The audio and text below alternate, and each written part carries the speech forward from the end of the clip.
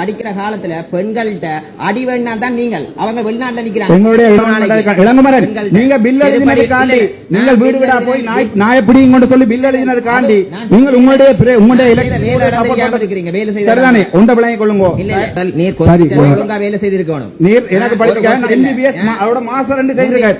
நான் சொல்றேன் உண்மை மாதிரி கொடி கட்டி நான் இந்தியா வரையில நீங்கள் பெண்களோட சேர்ட்ட விட்டதுக்காண்டி படிக்கிற காலத்துல பெண்கள்கிட்ட அடி வேணா தான் நீங்கள் அவங்க வெளிநாட்டுல நிக்கிறாங்க. இளங்குமரன் எம்பி என்றது ஆக்சிடென்ட்டுக்கு பிறகு கார்ல மனநோய் நான் இந்த இடத்துல நான் சொல்லக்கூடாது ஒரு வைத்தியரா, ஆனா நான் சொல்றேன் ஆக்சிடென்ட்டுக்கு பிறகு இலங்கையின் சனத்தொகை 2,25,000 என்று சொன்னவர் தான் எங்களுடைய இலங்கை 2 கோடி 20 லட்சம் தெரியும். 2 கோடி 20 அதுல வீடியோ வந்து என்னென்றால் தனிப்பட்ட ரீதியா நானுங்க நான் கேட்கிறேன் ஐயா, நீங்கள் ஒரு பாராளுமன்ற அமைச்சர்,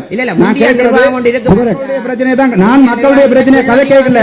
எங்களுடைய இளங்குமரனுக்கு கதைக்கிறதா இருந்தா நான் மக்களுடைய பிரச்சனையை மட்டும்தான் கதைக்கிறேன்.